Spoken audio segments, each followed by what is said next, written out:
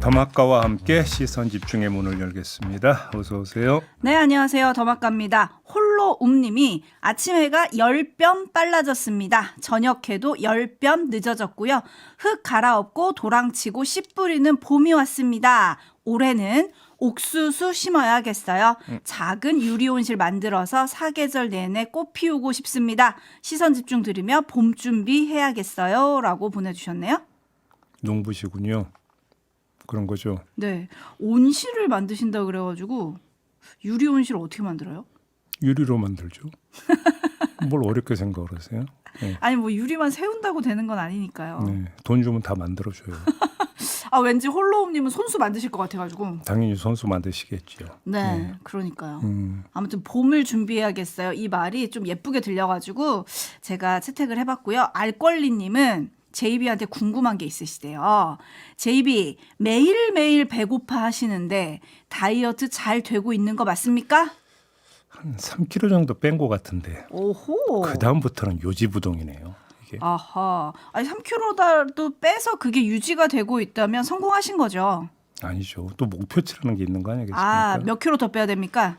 그러니까 이런 건 공개해야 돼요. 키로보다는 허리둘레가 더 중요한 거 아니겠습니까? 몇 인치 줄이셔야 됩니까? 네, 벨트가 하나는 더 줄어든 건 맞습니다. 아, 그렇습니까? 네, 한 달 뒤에 확인해 보도록 하겠습니다.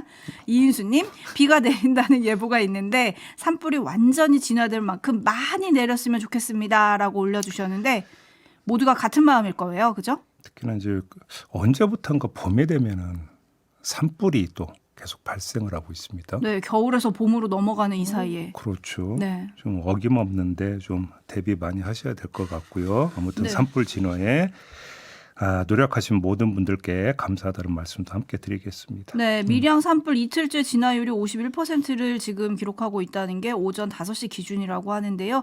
확산 저지에 총력을 다하고 있다고 하는데 이럴 땐 그냥 비가 왕창 내리는 게 좋을 것 같긴 해요. 그렇죠? 그럼요. 예. 네, 하늘을 좀 바라보겠습니다. 제이비타임즈 오늘 주목할 첫 번째 뉴스는요. 내란 중요 임무 종사 혐의로 기소된 박성재 전 법무부 장관 공판에 배상업 전 출입국 외국인 정책본부장이 증인으로 출석을 했습니다. 2024년 12월 9일 국회 법사위에 출석해서 수사기관 요청에 따라 윤석열 전 대통령을 출국 금지했다고 밝힌 적이 있는데 박성재 전 장관이 왜 그걸 밝혔느냐라고 질책을 하면서 야당과 결탁했냐라고 말한 적이 있다고 증언을 했습니다. 재판장인 이진관 부장판사가 통상적으로 출국 금지된 상황에 대해서는 밝히지 않는 것이 원칙인데 윤 전 대통령에 대해서는 국회에서 밝힌 이유가 뭐냐라고 물어보니까 혼란스러운 상황이라 밝히는 게 낫다고 생각했다라는 대답도 했습니다. 네, 그리고 다른 증인도 나왔죠. 승재현 법무부 인권국장이 증인으로 출석을 해서 비상계엄 선포 당시 법무부 비상간부 회의에서 모두 3명의 간부가 비상계엄에 대한 반대 또는 검토 취지의 의견을 밝혔다고 증언을 했는데요. 국제법무국장이 교수들에게 비상계엄에 대한 의견을 물으면 좋겠다는 취지로 건의했지만 박 전 장관이 동의하지 않았고 자신이 포고령 1호 가운데 국회의 정치활동을 금지하는 내용은 헌법 77조 5항의 국회의원 과반수 찬성 시에 계엄 해제를 한다라는 규정에 반하니까 이건 명확히 위헌 위법이다 라면서 문제가 있을 수 있으니 검토가 필요하다고 말했지만 답이 없었다라고 증언을 했습니다. 모두 3명이라고 했는데 또 한 명 남아있지 않습니까? 그 사람은 바로 사표 던지고 나온 류혁 전 감찰관이라고 합니다. 또 회의 도중에 들어온 신용해 전 법무부 교정본부장이 장관의 질문이 없었는데도 준비됐습니다 라고 말했다라는 증언도 함께 했습니다. 네, 뭔가 묻질 않았는데 준비됐습니다 라고 했다는 건 이전에 무슨 지시를 받았다는 거겠죠? 자, 승재현 인권국장은 박 전 장관이 계엄에 찬동하고자 했다면 경로했겠지만 마지막까지 그런 부분은 없었다라고 말을 했습니다. 이 말인즉슨 박 전 장관이 계엄에 찬동한 건 아니라는 엄호성 발언인 것 같은데 이게 말이 안 됩니다. 명확한 위헌 위법이라는 지적이 나왔는데도 반응을 보이지 않았다라는 건 내란에 대한 묵시적 동의, 최소한으로 봐도 방조에 해당이 되는 거고요. 근데 신용회 전 교정본부장이 당시 이렇게 준비됐습니다라고 말을 했다라는 거잖아요. 그러면 별도 지시를 또 내렸다라는 얘기가 되니까 방조는 아니고 동의를 넘어서 가담한 것이다. 이렇게 보는 게 상식이겠죠. 그리고 이렇게 분석할 수밖에 없는 또 다른 이유가 있는데요. 박 전 장관이 야당과 결탁했냐고 말했다는 것 아니겠습니까? 그러니까 윤 전 대통령에게 안 좋은 내용을 국회에 보고한 걸 야당 결탁 차원으로 이해를 했다라는 건 윤석열 대 야당의 대립 구도로 당시 상황을 바라봤다라는 얘기가 됩니다. 그럼 박 전 장관의 당시 스탠스가 어떠했는지는 여기서 분명히 확인이 되는 것 아니냐, 이런 지적도 성립이 되겠지요. 네, 하지만 박성재 전 장관 측은 합수부 검사 파견 검토 등의 혼란을 막기 위한 논의일 뿐이었고 간부 회의에서 비상계엄의 부정적 영향도 말했다, 이렇게 주장을 하기는 했습니다. 까루님, 박성재 전 장관 참모들의 그런 발언에 침묵했다면 인정 아닙니까? 라는 물음표 보내주셨고, 코코비치님은 그 당시에 법무부를 이렇게 삼행시로 보내주셨어요. 법무부잖아요. 법을 무시하는 부처. 네. 그랬던 거 아니냐, 이런 내용입니다. 이런 증언들이 모여서 그러면은 이제 재판부의 결과가 또 판단이 어떨지 여기도 시선 집중하겠습니다. JB타임즈 다음 주목할 뉴스 오디오로 먼저 만나보시죠. 순서 자체를 이렇게 짠 거가 의도적이지 않지 않냐라는 생각이 들 정도로 의총 진행 순서에 유감을 표합니다. 우리가 윤어게인으로 선거를 치를 수 있는지 없는지 당대표가 결정할 수 있는 문제가 아니다. 저는 이 말씀을 드리려고 하는데 말할 기회가 없습니다. 네, 어제 국민의힘 의총 도중에 뛰쳐나온 한지아 조은희 의원이 이렇게 말을 한 건데요. 한마디로 의총을 이상하게 진행하고 있다라는 지적이었습니다. 이상하게 진행했다. 어떻게 진행했길래요? 먼저 당명 개정 문제에 대한 보고가 있었는데 김수민 브랜드 전략 TF 단장이 1시간 넘게 설명을 하더랍니다. 이에 김미애, 김승수 의원 등이 짧게 해달라고 했지만 설명을 이어갔다고 하고요. 다음으로 대구 경북 행정통합 얘기를 1시간 넘게 했다고 합니다. 이 때문에 장동혁 대표의 지난주 금요일 전윤 거부 선언에 대해선 거의 의원들이 얘기를 하지 못했다고 하고요. 조금 전 들은 의원들의 말을 기준 삼으면 얘기를 하지 못하게 가로막은 셈이다, 이렇게 정리를 해야 됩니다. 이 장동혁 대표가 의총 말미에 자신의 입장을 5분 정도 밝혔다고 하는데 그 내용은 기자회견문 전체를 읽어봐 달라. 언론의 일부 소개되는 맥락과 표현들보다 전체를 읽어보면 당대표로서의 고민과 생각을 담기 위해 노력했다라는 주장이었다고 합니다. 네, 뭐 언론은 입틀막 의총이라는 제목을 많이 달았던데 한마디로 무시 모드라고 봐야 되는 건가요? 어제 진단한 대로 그냥 이대로 쭉 밀고 나갈 생각이라고 봐야 될 것 같습니다. 장동혁 대표는 국민의힘 당원 다수가 윤 어게인 세력까지 안고 가야 한다라고 응답한 여론조사 결과까지 어제 의총 발언에서 꺼내 들었다고 하니까 마이웨이 모드, 이거 확실하다고 봐도 될 것 같습니다. 자, 마이웨이 모드를 탑재한 사람의 행동 특성은 오로지 앞만 보고 달린다는 겁니다. 그래서 장동혁 대표도 자기 귀는 틀어막고 남의 입도 틀어막고 그러고 있는 것 아니겠습니까? 왜? 그냥 시끄럽다고 얘기해서. 이렇게 해석을 해야 되는 것이겠죠. 네, CK청님이 이런 상황을 주최 측의 농간이라고 하죠? 라고 좀 꼬집는 댓글을 보내주셨는데 이대로 장동혁 대표가 끌고 가는 대로 정말 당이 끌려갈지 당 분위기는 잠시 후 2부 박정아 의원과의 인터뷰에서 짚어보도록 하겠습니다. 계속 시선 집중해 주시고요. JB타임즈 다음 주목할 뉴스는 어떤 겁니까? 조희대 대법원장이 어제 출근길에 재판소원법을 비롯한 이른바 사법개혁 3법에 대해서 입장을 밝혔는데요. 대충 이런 내용이었습니다. 이번 법안들은 대한민국 사법부가 생긴 이래 80년 가까이 이어져온 사법제도의 틀을 근본적으로 바꾸는 것이다. 헌법 개정 사항에 해당될 수도 있는 중대한 내용이다. 국민에게 직접적인 영향을 줄 수 있는 문제인 만큼 충분한 공론화와 토론이 필요하다. 뭐 대충 이런 입장을 내세웠습니다. 네, 이게 어제 출근길에 한 말인데 이런 말도 했습니다. 사법개혁 3법은 개헌 사항에 해당할 수 있다.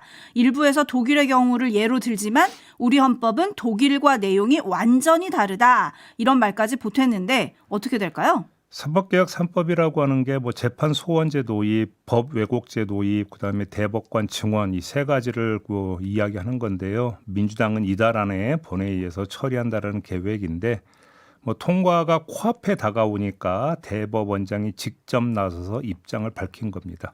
어떻게든 본회의 통과를 막기 위한 시도로 해석을 해야 될 것 같은데 하지만 막을 수단이 없습니다. 국민의힘이 필리버스터에 나선다고 하더라도 처리를 하루 지연시킬 뿐 더 이상의 효과는 없기 때문입니다. 그 이후에 할 수 있는 건 없습니까? 뭐 방법이 하나 있죠. 법률이 통과가 되면 위헌 심판을 한번 청구해 보는 방법이 있겠지만 헌데 대법원 입장에선 이게 고약합니다. 뭐 다른 건 모르겠지만 예를 들어서 재판 소원제 하나만 놓고 얘기해 봅시다. 헌법재판소에서 이미 이게 위헌이 아니라는 의견이 나오지 않았습니까? 국민의힘이 됐든 대법원이 됐든 헌법재판소로 갖고 가봤자 어떤 결론이 내려질지는 불을 보듯 뻔하다라는 겁니다. 헌법재판소에서 위헌이 아니라고 오히려 결정을 내려주면 재판 소원제 도입의 정당성은 더 강화가 되는 역효과, 대법원 입장에서는 역효과도 발생하게 되는 거겠죠. 그래서 본회의 처리 전에 국민 여론에 호소하고 나선 것 같은데 그 호소의 타이밍도 그렇고 상황도 그렇고 별로 좋아 보이지는 않습니다. 자, 타이밍이 안 좋다라는 건 너무 촉박하다. 여론화하기에는 너무 촉박하다는 뜻이고 상황이 안 좋다라는 건 윤석열 내란 우두머리 피고인에 대한 판결 등 때문에 법원에 대한 여론이 호의적이지 않은 상황. 알고나 있는지 이 점을 환기시키기 위해서 이 이야기를 하는 겁니다. 네, 지금 JB도 정리를 해주셨지만 대법원이 국회 법안 처리를 막을 수단이 없다. 이런 지적 어제 기자들도 했습니다. 이거에 대한 물음에 조희대 대법원장은 누누이 말씀드리지만 국회를 마지막 순간까지 계속 설득하고 의견을 전달하도록 하겠다. 뭐 이렇게 밝혔다는 내용이 있고요. 그리고 조희대 대법원장이 토론 얘기하지 않았습니까? 어제 법사위에서 민주당 박지원 의원이 그러면 이렇게 정책 토론회 같은 걸 할 때 대법원장이 나올 거냐 안 나오지 않냐 이런 걸 또 질타하기도 했었어요. JB타임즈 다음 주목할 뉴스는요. 김동연 경기지사가 어제 오후에 고향 킨텍스 측에 전한길 씨가 주도하는 3.1절 기념 자유음악회 대관을 취소하라고 요구를 했고 킨텍스 측은 이걸 받아들여서 취소 결정을 내리고 전한길 씨 측에 그 내용을 통보를 했습니다. 이 킨텍스 내부 규정을 근거로 들었는데요. 규정을 보면 사회적 통념상 수용하기 어렵다고 판단되는 행사 등에 대해서는 행사 장소 배정을 제한할 수 있다라는 내용이 있는데 킨텍스 측은 최초 대관 신청 당시에는 3.1운동의 의미를 기리는 가족형 문화 공연으로 접수가 됐는데 이후 언론에 공개된 내용과 차이가 있다고 판단을 했고 김동연 지사의 취소 요청이 들어와서 대관을 취소하기로 결정을 하고 공문을 발송했다고 밝혔습니다. 김동연 지사가 대관 취소를 요구한 이유는 윤 어게인 극우망상 세력이 활개치도록 내버려둬서는 안 된다. 경기도에서는 더더욱 용납할 수 없다. 이런 취지였다고 하는데 뭔가 애당초 신청을 할 때 접수를 할 때 행사 내용을 사실과 다르게 적었다라고 한다면 취소 결정을 할 수 있는 것이겠죠. 근데 이거는 그냥 말 그대로 표면적인 진단이라고 봐야 되고요. 맥락의 측면에서 볼 때는 제가 볼 때는 약간 삐딱선을 타면 오히려 이게 전한길 씨를 도와주는 결과일 수도 있다라는 점을 좀 말씀을 드리고 싶습니다. 왜 이런 말씀을 드리느냐? 어제 전해드렸습니다. 연예인들, 가수 이런 사람들 줄줄이 나 참석 안 한다라고 지금 밝히고 있다는 사실을 전해드렸습니다. 어제 전해드린 거에서 더 추가로 더 나오고 있다라는 소식도 어제 전해졌는데 함께 전해진 얘기가 뭡니까? 예매율이 어제도 10%를 넘지를 못했다라는 것이었습니다. 한마디로 이야기하면 어떤 상황이었느냐? 거의 쫄딱 망하는 상황으로 가고 있었는데 경기도까지 나서서 대관 취소 요청을 하고 킨텍스가 이걸 받아서 대관 취소 결정을 내려버렸으니까 전한길 씨 입장에서는 울고 싶은 참에 뺨 맞은 꼴이 될 수 있다. 나는 정말로 열 수 있었고 성공할 수 있었는데 경기도가 정치적으로 개입을 해서 나를 탄압을 했다. 이런 식으로 자기 미화를 하면서 철수를 할 수 있는 길을 열어준 것일 수도 있다. 그래서 오히려 결과적으로는 전한길 씨를 도와주는 것일 수도 있다. 이 지적을 하는 겁니다. 똑같은 거를 임금님께 캔디님이 올려주셨네요. 어차피 출연자 구하기도 힘들 텐데 잘 됐네요. 울고 싶은데 뺨 때려줬네요. 라고 올려주셨고 HB2YI님은 김동연 지사가 전환길 씨 돈을 아껴준 것 같습니다. 토토로님 후퇴할 뒷문 열어준 거 아닙니까? 청도희님 그냥 놔두지. 좌석 텅텅 비면 대관료만 날리고 망할 텐데. 이런 의견이 들어왔네요. 다음 뉴스는요? 쿠팡의 헤럴드 로저스 한국법인 임시대표가 어제 미 하원 법사위 비공개 청문회에 출석을 했습니다. 행정규제개혁 반독점 소위원회가 그러니까 주최한 비공개 청문회였는데 헤럴드 로저스 대표가 무슨 말을 했는지는 이게 비공개 청문회다 보니까 아직까지는 알려진 바가 없습니다. 다만 이 비공개 청문회를 주도했던 두 사람 짐 조던 법사위원장 그리고 스콧 피츠제럴드 행정규제개혁 반독점 소위원장이 로저스 대표에게 보낸 소환장에 이렇게 적었다고 합니다. 한국 정부가 미국 기업에 대한 차별적 대우와 불필요한 장벽 생성을 피하겠다는 내용으로 최근 트럼프 행정부와 맺은 무역 합의에도 불구하고 표적 공격을 계속해왔다. 한국 정부가 쿠팡을 표적으로 삼고 있는 임원을 기소하려는 움직임은 최근 약속과 정면으로 배치된다. 이렇게 적어놨다고 합니다. 그런데 헤럴드 로저스 대표가 비공개 청문회에서 그건 아니고요라고 얘기했을 가능성은 거의 없다고 봐야 되는 거 아닙니까? 오히려 맞장구 쳤을 가능성이 높다고 봐야 되는 건데 자 그러면 어떤 문제가 발생할 수 있느냐? 하원 법사위원회가 이후 로저스 대표의 증언을 토대로 트럼프 행정부에 이거 불공정 아니냐? 이거에 대해서 보복해야 되는 거 아니냐라는 내용을 전달하면서 무역법 301조 조사를 권고할 수 있다라고 하는 겁니다. 이게 그 무역 과정에 있어서 불공정 행위가 있는지를 일단 조사를 한 다음에 불공정이 확인이 되면 보복 관세를 매길 수 있도록 하는 조항입니다. 이렇게 되어버리면 어떻게 되느냐라는 지금 문제가 발생할 수가 있는 겁니다. 이 문제가 자, 청문회가 어디로 튀느냐 이걸 좀 주목해서 봐야 될 부분이 있는데 어제 저희가 김양희 교수하고 인터뷰하는 과정에서 쿠팡 이야기가 잠깐 나오지 않았습니까? 쿠팡을 매개로 쿠팡을 빌미로 미국이 또 문제 삼고 나올 수 있다는 점을 제기를 했는데 바로 그게 지금 현실화되고 있는 측면이 있다. 이 점을 좀 봐야 될 것 같습니다. 네, 오늘 아침 7시 조금 넘어서 들어온 뉴스에 따르면 지금 한 7시간 정도 진행이 돼서 마쳤다고 해요. 당초 예상했던 것보다 한 3시간 정도 길어졌다고 하고요. 당시에 조사가 진행되는 동안 회의실 앞에 있었던 법사위 대변인에게 기자들이 세부적인 내용은 확인을 좀 해달라니까 해줄 수 없다고 했고요. 향후 입법 조치 등으로 이어질 수 있냐? 라고 물으니까 모든 것이 테이블 위에 있다. 이렇게 답을 했다고 합니다. 쿠팡 외에 다른 기업을 상대로라도 증언 청취가 이루어질 수 있냐? 이런 질문에도 모든 것이 테이블 위에 있다라는 똑같은 대답을 내놨다고 합니다. 마지막 소식 전해드리겠는데요. 인천 남동구청이 치킨집 사장에게 다음 달 6일까지 불법 전광판을 정비하지 않으면 80만 원의 이행강제금을 부과한다고 통보를 했다고 합니다. 이게 무슨 이야기냐? 이 치킨집이 지난해 4월 4일 헌법재판소가 윤석열 전 대통령 파면을 선고하자 가게 전광판에 피청구인 윤석열을 파면한다. 국민 여러분 감사합니다라는 글을 노출을 했는데 남동구청은 인천시 5개 광고물 조례에 따르면 이 같은 전광판은 연면적 5천 제곱미터 이상 건물의 1층 출입구 벽면에 정지 화면으로만 표시해야 하는데 이를 위반한 것이다. 이렇게 판단을 했다고 합니다. 그래서 이거 철거하고 안 하면 이행감제금 물린다. 이렇게 통보를 했다는 건데요. 뭐 조례를 따박따박 지킨다고 하니까 할 말 없는데 그 법률 집행 정신으로 불법 정치 현수막 단속, 정치 현수막만이 아닙니다. 혐오 현수막 단속도 따박따박 하셔라. 그냥 이 말씀만 따박따박 드리겠습니다. 네, 역시 우리 촌철님들은 제 입이랑 마음이 통했던 것 같아요. 그런 댓글이 있습니다, 실제로. 불법 현수막이나 열심히 좀 관리하세요. 이런 댓글 올라와 있고요. 리앤님은 왜 저래? 무슨 과태료야? 라고 올려주셨는데 규정은 지금 제이비가 읽어드렸습니다. 그리고 또 다른 청취자님은 돈줄을 내주러 가야겠습니다. 저런 집은 망하면 안 돼요. 뭐 이런 의견도 올려주고 계시네요. 네네. 자, 오늘 제이비타임즈는 이렇게 마무리하도록 하겠습니다. 더마카 수고하셨습니다. 고맙습니다.